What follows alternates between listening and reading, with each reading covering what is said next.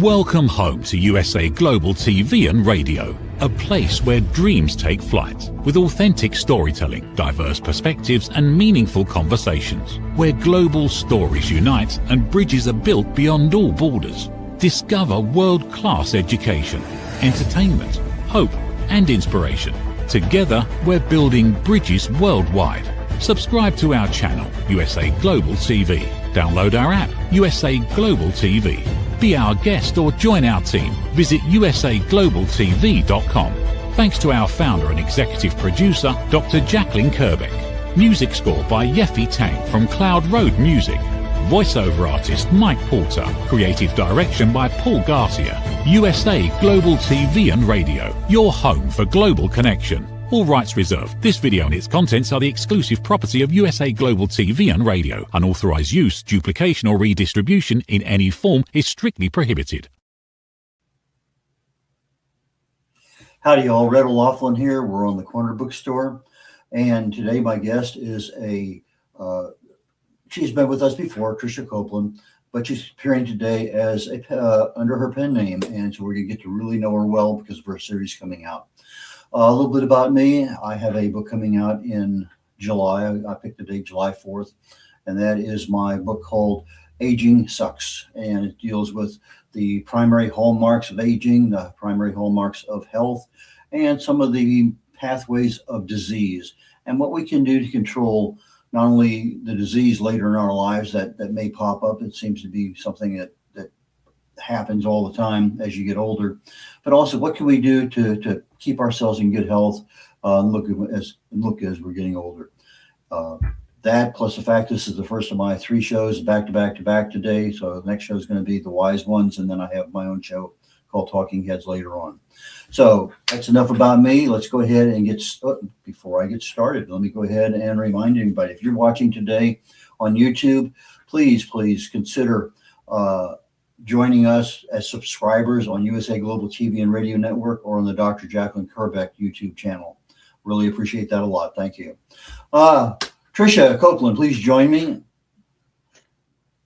And from this moment on, you're Maria Jane. So we'll keep it that way. Okay, Maria, you tell us a little bit about why the Perfect Romance series even began. Right. Well, I write fantasy under Tricia Copeland, as you mentioned, but that sometimes gets heavy. I mean, it's YA fantasy. It shouldn't be that heavy, but I mean, we dive into my characters are put in peril very often, and I wanted to take a little break and get back to my romance roots. So I set out to write the perfect romance book, not surprisingly. And that started with the book Perfect, which is a novel that just re-released under the pen name Maria Jane.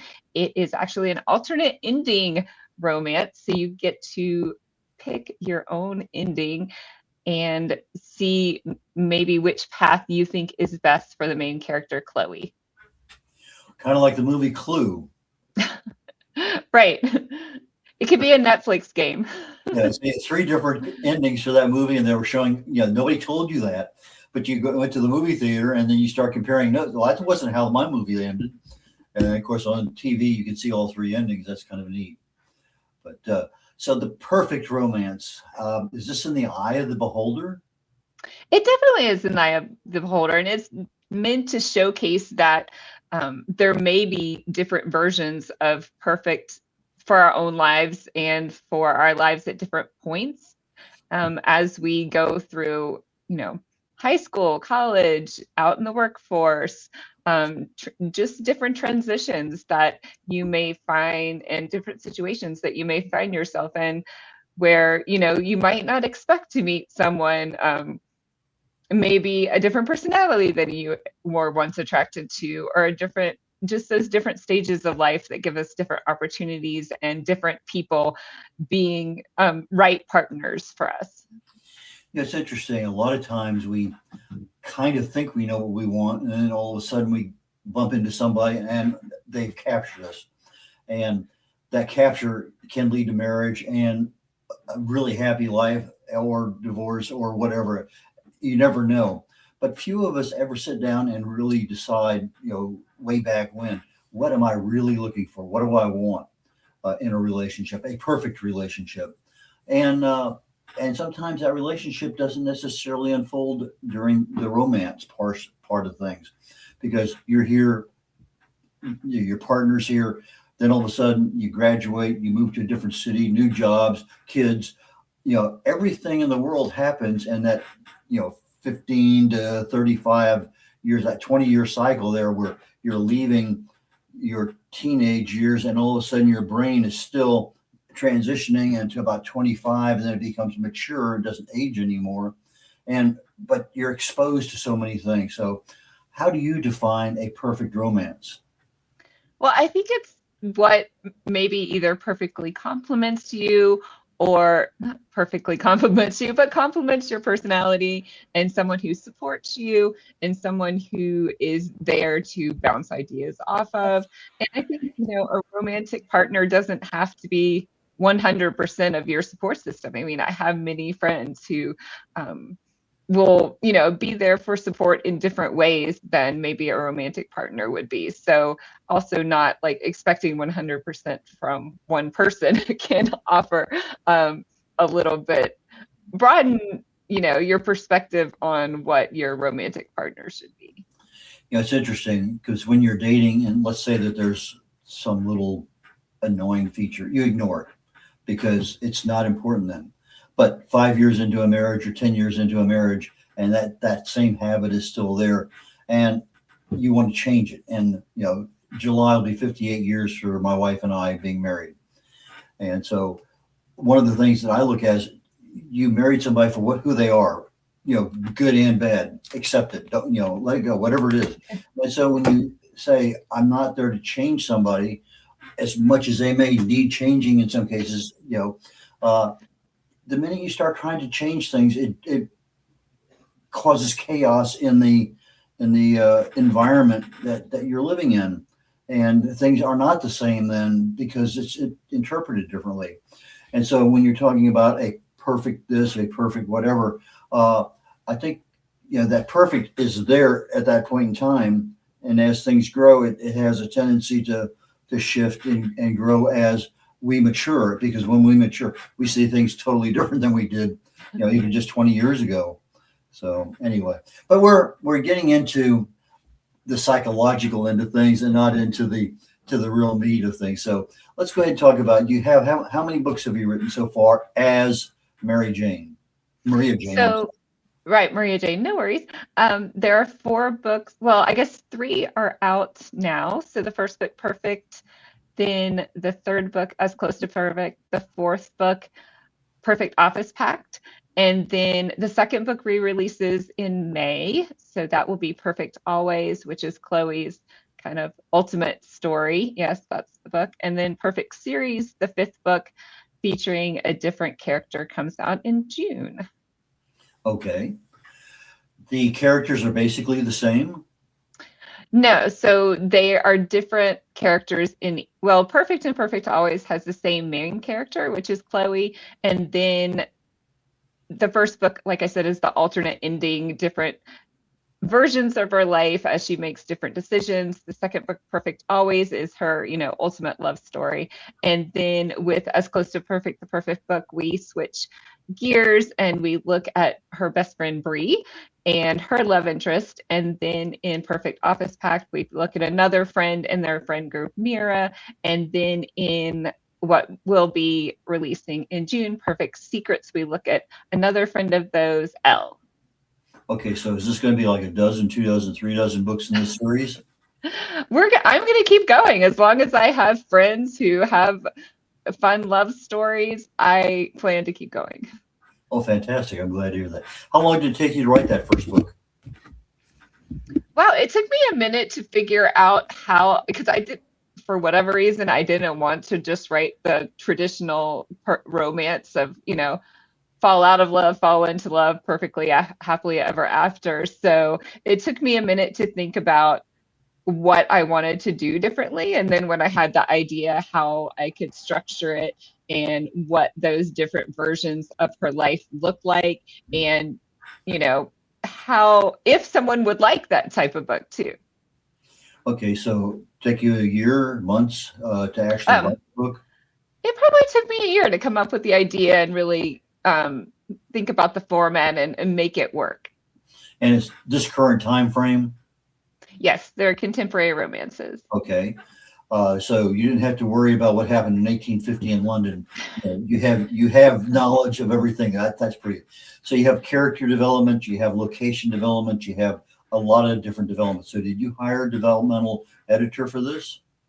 Right. So I have an editor that, and actually she's my friend too. So we were just had our little launch party and we were talking, and I'd kind of forgotten about this. Is like 5 years when I originally wrote the book, and she was reminding me that we used to go on walks and talk about the various scenarios and scenes and how we get the characters from one place to another. So that was really fun to do with her. But yeah, so she did the developmental editing as well as the grammar. Okay, so you have one editor for everything. Okay. Yes, And and then a proofreader. yeah, and then you also have somebody you can kibitz back and forth off of, well, maybe Chloe shouldn't be doing that right now. Right, yes. And I have my beta readers too, so that's always interesting to get feedback from them. Okay, so how long once you had the book written, how long did the editing process take for that book versus maybe one of your more recent ones? Let's kind of compare the time. It stays pretty standard. It's about a 6 weeks to a 2 month window, depending on how long the book is, how long it takes the editor to get those comments back to me. So that I would do 2 rounds of editing and then 1 round with the proofreader, and then and my beta readers can kind of be, I like to do my beta readers before the edits, because those beta readers are going to tell me like, oh no, that wasn't practical, or we didn't think that was believable. And they can give me feedback on, or it got boring at this point. They can give me feedback on that before I go to the editor for those fixes. Yeah, before COVID, I used to have 2 nights of editing at my home and bring people over, and we'd have drinks and social intercourse and all that other kind of stuff. And I give everybody different chapters in a red pen, and just let people go crazy. And that way, I had different eyes looking at things and different ways of. But with COVID, that stopped. And I was just talking to my wife here last week, the week before, about I need to do that again for this book that I have coming out in July. And so I'm starting to, okay, I got this window there, I got to do that. Okay. And so all of a sudden things are starting to compress because I haven't started writing the book yet. I said I'm going to start on the 26th of April, which is not very far away. And then the book's going to be published July 4th. But it's nonfiction. It's not very, everything is, just the facts, ma'am. It's pretty standard. So I don't think there's going to be difficulty in getting it written, because all of my marketing articles now are essentially chapters in the book or sections in the book. So it's already being written, even though I'm not writing the book. So when did you start marketing your book? I generally start marketing my book as soon as I finish one book. I start thinking about the next book and start putting teasers out. I like to get feedback and input from my subscriber list. So for one of the books, Perfect Office Pact, I had my newsletter subscribers pick the names for the character. And then in this most recent Perfect Secrets that comes out in June, I had my subscribers pick like what genre of books she liked to read and what were her hobbies and where she lived, and this more the setting and some of the personality traits of the characters. How are you marketing your book? I market really anywhere. I have a publicist, so I do a lot of articles, and they put out press releases, but I also am on social media. I love doing little clips and talking about my books, as well as I guess you call them video book trailers, and those are really fun for me. I just started doing the video book trailers here not that long ago, within the last year. And I guess because AI came along and just made it so easy to do. Before that, I guess you almost had to hire somebody, but the AI, do you find that of any value in your writing? I don't use it in my writing. I guess I use it for research sometimes. So, if you type something into Google, it'll give you the AI, what is this? I mean, you always need to check the sources if you're like quoting someone or quoting something.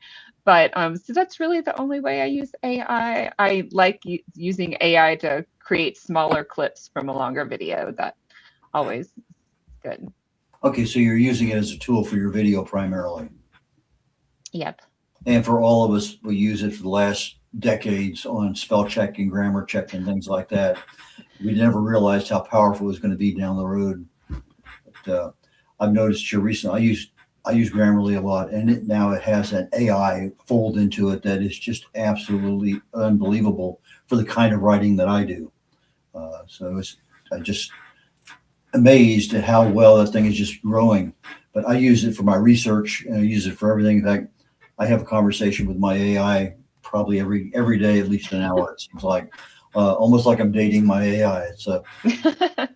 But anyway, the book covers you have. Tell us about how they got designed and what input you had to them and stuff.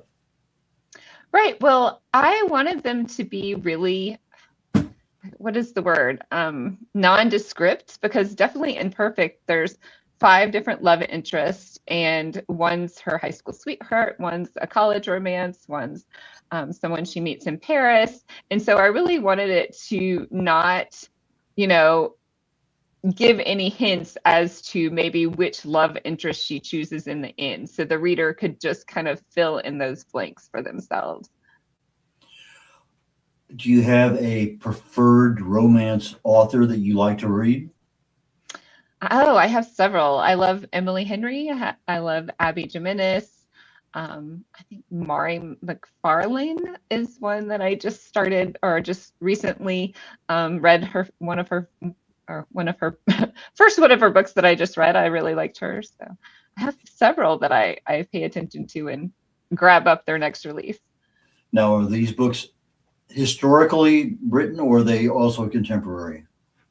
They're mostly contemporary. Emily Henry does write some YA fantasies too, so I like those as well. So when you're sitting down in your next book, perfectly whatever, do you kind of have an idea of who the characters are, or is this something that evolves as you're writing? The characters so far have been a little bit formed in the first book, Perfect. We see Chloe and her friends in college, and so you meet that friend group there, and you kind of get a glimpse of, oh, this person is the person who's going to pull everybody out to the party. This person's going to be the person that's the mama duck, and this person is going to be a little more serious. So we have a little bit of those personalities of those characters form, but we don't have a lot of backstory, a lot of details about those characters. So that is really done when I write the full-length novel on each character. Okay, do you have photos or images or things that you can look at and say, okay, there's Ken, there's, Georgia, whatever her name might be. Right. When I create the character portraits for each character, I usually have, their characteristics on a character sheet so that I can refer back to them. And sometimes I'll look up graphics so that I just keep that character in my mind as I'm writing them. Yeah, I'm amazed now with the ability of AI to create movies just based on our text. That there's a movie, and how did that happen? And again, it's how well you talk to your AI. So I guess if I were writing something like that, I would be having a picture in front of me. But I have one novel I'm working on based on one of the last flights I flew on Russian submarines during the Cold War. And I have everything written out except for the actual dialogue. So I have 24 hours in one day of what happened in this particular deal. But I need to go back in and have the character development because I have the timing and all the technical stuff, but I just don't have the other parts. So it'll happen. I'm pretty sure. I just need to spend the time to do it. Yeah, there are lots of layers to a book. You have the plot and the scenes, and then the emotion, and having to convey all that to your reader is definitely a challenge. Well, we're coming up on a commercial break here in just literally about 10 seconds or less. So When we come back, let's talk a little bit about your audiobooks that may exist or may not. I'm not sure. We're going to get down that road and find out about them. So we'll be back in just a moment or two. Fine. How much of your value have you been giving away? Saying yes when the answer should have been no? Lowering your price to secure the opportunity? Giving more while receiving less? Over time, it adds up. Until one moment brings clarity, you've been giving away your value. This is not about working harder. This is not about doing more. It's about boundaries. It's about pricing. It's about respect. From Dr. Jacqueline Kerbeck comes a direct and necessary message. Stop over-delivering. Stop underpricing your expertise. Stop negotiating against yourself. Because when you recognize your value, everything changes. Stop giving away your value. Boundaries, pricing, and the business of respect. Available now wherever fine books are sold and on Amazon. A film by USA Global TV and Radio. Executive producer Dr. Jacqueline Kerbeck. Videographer and cinematic production Paul Garcia. Voiceover by Ed Wargus. Stop giving it away. Start owning it. Howdy, Red O'Loughlin here. We're on the Corner Bookstore on the USA Global TV and Radio Network. And my guest today is Maria Jane. Maria, please join me back up here on stage. Hi, Red. Okay, we were talking just before the break, audiobooks. Do you have them or are they in your thought pattern? Right. I do have audiobooks for 2 of my fantasy series, the Kingdom Journal series, as well as the Realm Chronicles series. Those are YA fantasy series. One's a witch series, and the Realm Chronicles is a fae fantasy series. So that those 2 are on audiobook on Audible, as well as the Kingdom Journals is audiobook wide. Okay, so with the Perfect series, there's no audiobooks yet. Not yet. Yes, that is in the works. Okay, so it's in the works. How do you go about finding the narrator for your audiobooks? Right. Well, my first series, I met the narrator at a book con. She was coming around passing out her information, and I had her read for me, and she was perfect for my character at the time. And so she did 2 of my female voice narrations in the Kingdom Journals, and then through her, I found my Dan Delgado, my male voice narrator for that Kingdom Journals series. And then through both of those people, I found my next narrator, Jillian Yetter, who narrated the Realm Chronicles. And now Tina Wollstonecraft is finishing the Realm Chronicles. So for me, it's finding them through people I know. I tried ACX for a while and didn't have a lot of success in finding someone. So it's become important for me to really know who I'm hiring and working with. Have you ever thought about doing it yourself, being one of the voices? For about 1 second. It's a lot of work, and I think I'm going to stay in my lane. Okay. You know your limitations, as they say. Huh? Right. Okay. I asked you about your covers earlier. Okay. Foreign languages. Are you looking at putting these books out in any foreign language? That's another one for the future that I am crossing on my list soon, hopefully. I noticed that the prices have come down depending on where you go. It used to be several $1,000s to get your book, converted to French or German or Spanish or whatever.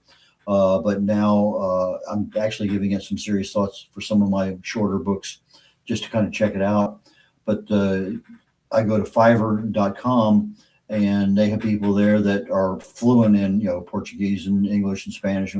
And they have, series, many books that they've done for other people. Because as you know, something that we say in English is not quite well translated in a foreign language. And vice versa, something that's in French or Portuguese, it may not be transparent to us. So the nuances of being very, very fluent in those languages is super critical. And when you take that skill, as Dr. Jacqueline says, giving away your value, when you take that skill and you put a price tag on it, well, they price it by number of pages you have or number of words, I think is maybe. But okay, I can afford that. doesn't sound too bad.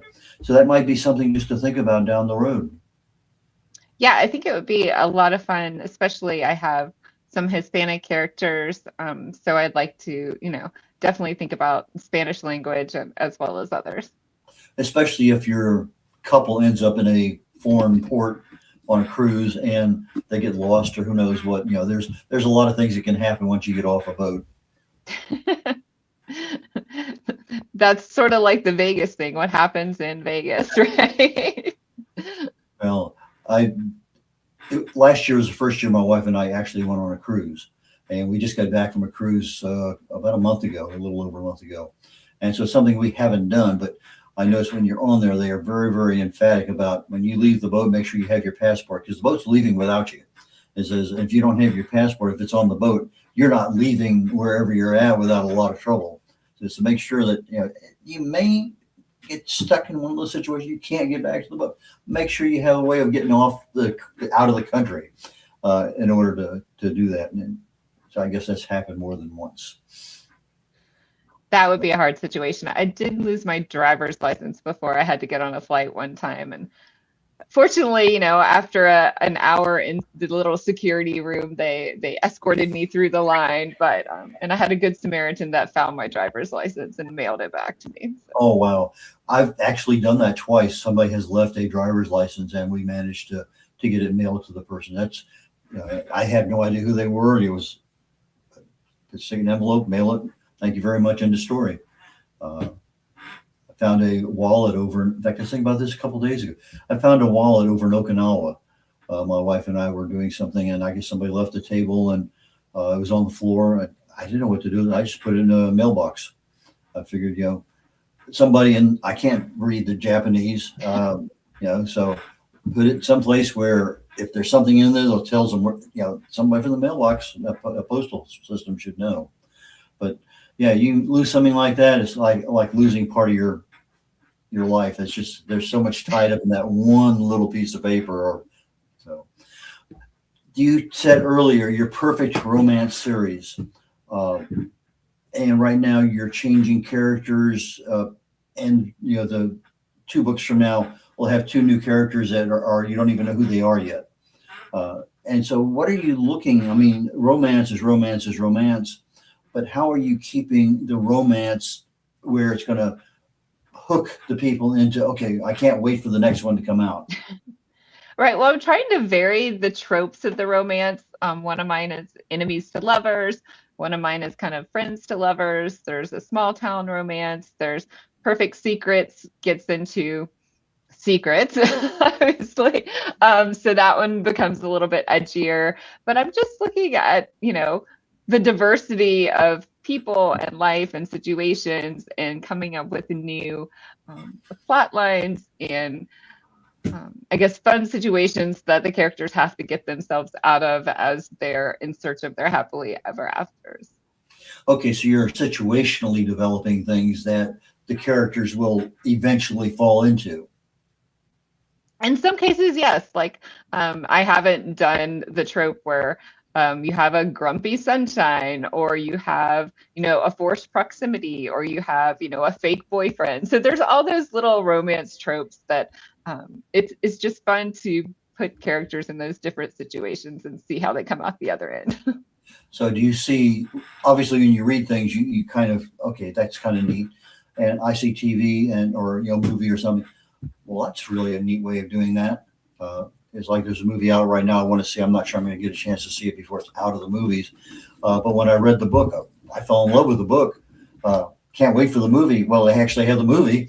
Now I haven't been able to get to the movie yet, but things happen. It's life. So you're writing about that, and then you have at least one new book coming out. You said in May. Yeah. So it's the re-release of Perfect Always under the Maria Jane name. I can't even say my own name. And then the newest book, Perfect Secrets, is out in June. Okay, so May, June. When do you think another book might be coming out? Probably next year in the Perfect series. I am about third of the way through that book. So in the very early stages, I have it a little bit mapped out in my head of where the book is going, who the characters are, and a little bit of their story. So still developing that. Do you have any characters from an earlier book bumping into them at the store? Oh, there definitely will be, because all these characters are in the same friend group. They all went to college at University of Kentucky in Lexington. So, and some of them are still in Lexington. So we see those characters in the other books and see what's happening in their lives a little bit through the different characters' eyes. Okay, so tell me, your friend Tricia, did she go to the University of Kentucky at Lexington? No, she did not. Okay, so you just happened to pick that location because you know it well? Oh, no, I kind of just picked, I don't remember exactly why I picked University of Kentucky. I mean, I want it in like a small, not such a big town, like a smaller town. And I grew up in the South, so I like that Southern feel. And yeah, I just kind of picked there and went with it. So none of the characters have gotten divorced yet. You're not having a divorced guy marrying a whatever. So I haven't.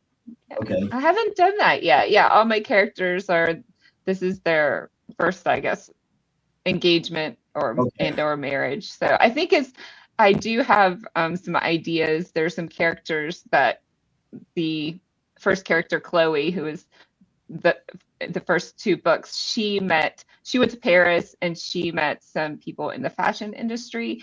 And I think their stories will be maybe vastly different from the stories of the girls who grew up in and around Kentucky and had a little different, I guess, background and then outlook on the trajectory of their lives. So those will be fun stories to create. Have any of the romance novels won any award yet? Yes, so Perfect Office Pack was honored by the Colorado Authors League last year in 2025.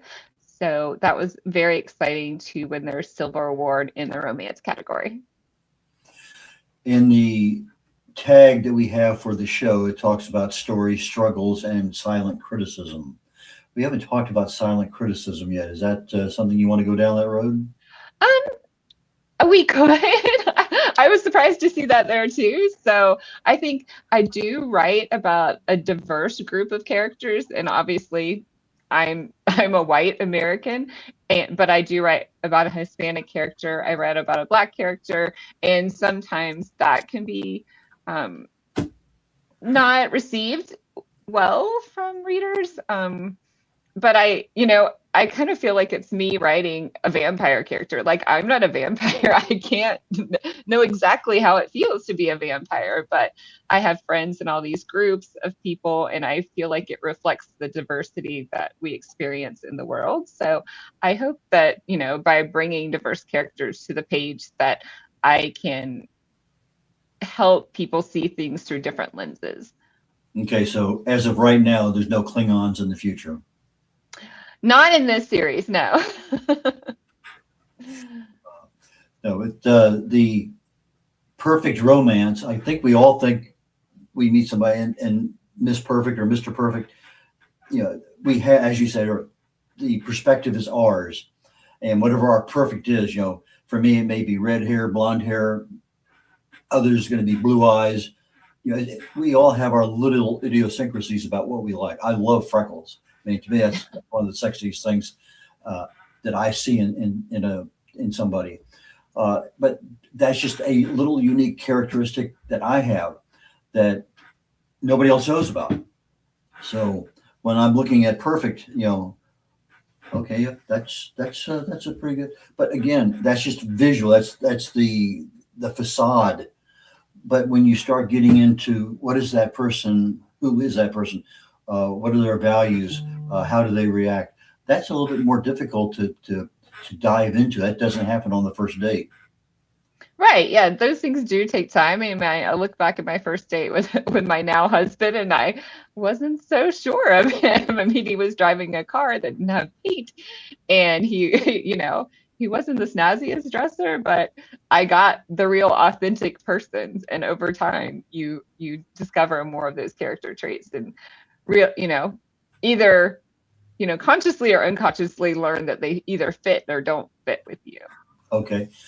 So you have to let that enamored time out so you can see the real person. So how do you do a backstory on some of your characters so that people understand why they have a certain view of things? Definitely. Okay. Right. So I have all their backstory and probably more than ever makes it into the movie, just because I want to know, based on their backstory and who they are and what they've experienced, how they're going to react to different situations. So the reader may not know every detail of the backstory that I create, but I'm going to give them enough that they are like, oh, this is why this person is reacting this way, or this is why they're moving forward or making these choices. And it makes sense if you know that backstory. You don't want to dump the whole backstory in the very first chapter. I like to sprinkle those things throughout, and definitely in Perfect Secrets, we learn a lot of backstory because there's a lot of secrets in there. So I'm excited for everyone to read that one. So how do you visualize your backstories? I mean, obviously some of them are experienced, some of them are friends, some of them are, lots of things, but what's the typical way you develop a backstory? I usually just start writing down in a notebook or on a document, like, where the character grew up, what their family was like, who their friends became, if they had any major upheavals in their life and where they went to college, what decisions they were making. So all of those things factor into the, personality that you see from the beginning of the book. Okay, I asked that question because as people are watching our show today, somebody I want to be an author, but that character development is so critical, and part of that character development is that backstory that you have to have really firmly entrenched in your mind so that it's consistent throughout. Yeah, there may be some changes, but the consistency is critical for the full book to be developed. Right. It takes me probably as long to create that backstory, and then the plot line of how that affects going forward as it does to actually write the book. Okay, we're getting toward the end of the show today. How do people buy your books? How do they get in touch with you if they want you to speak at some event so tell us. Right. So if you want to look into my romance book, The Perfect Series, it is mariajaneromance.com. So that will take you to all the books. If you want to find other books in my series, YA fantasy as well as dystopian, then you can look at triciacopeland.com. My email is there, as well as about me and all the book trailers. Okay, so for our audio audience that'll get this show later on this afternoon, Maria Jane Romance, exactly as it sounds. Maria, Maria, Jane, Jane, Romance, ROMANCE.com. So that takes care of Maria Jane. Tricia Copeland, TRICIA, Copeland, COPELEND.com. So between MariaJaneRomance.com and TriciaCopeland.com, you can find a wide variety of Tricia's books. So please don't hesitate to take advantage of it. And Maria, Tricia, thank you so very much for your time today. And I look forward to us connecting again in the future. So take care. Thank you. Randall Laughlin here. We're wrapping up today's show, the Corner Bookstore. And my guest today was Tricia Copeland. We talked about her books that she's penning under the name of Maria Jane. And it's a new series dealing with perfect romances. Next, I have a gentleman that's going to be my guest on The Wise Ones, who spent 40 years in journalism, the print industry initially, and then wrote a book. So we get a chance to talk a little bit about what journalism was like for the last 40 or more years, and then why a book literally covers one day in his life, according to the research that I've done. And beyond that, let's see here, we have my show coming up later on today, and I'm talking about aging. Can your body adapt as you age? Because when you start looking at the things that happen, our bodies adapt. but sometimes they don't always adapt as quickly or as fully as we want. So I'm going to be talking about, can your body adapt as you get older? And that's going to be my show, Talking Heads. With that, I'm getting ready to wrap up. I am wrapping up today's show called Talking at the Corner Bookstore, and I look forward to joining you all literally in about 20 minutes on my next show, The Wise Ones. Take care, y'all. Bye now. In a quiet seaside town in Greece, where sunlight warms the stone paths and the sea whispers nearby, a new adventure begins. Lady Ella and her brother Lord Jack have arrived with an important mission: to teach kindness, patience, and the power of listening. In a hidden alley, a group of forgotten cats feel unseen and unheard, lost in silence and growing misunderstandings, until someone finally takes the time to truly listen. Because when we listen from the heart, loneliness softens, kindness grows, and new friendships begin. This is Book 10 of The Amazing Adventures of Lady Ella, the Listening Mentor book series. Find all Dr. Kerbeck's books on Amazon and in fine bookstores worldwide. My Tummy Hurts by Dr. Jacqueline Kerbeck. Meet Jackie. She loves recess, running with friends and laughing on the playground. At school, Jackie tries to play like she always does, but suddenly the pain comes back. Lately, something feels different and her tummy hurts, sometimes a little and sometimes a lot.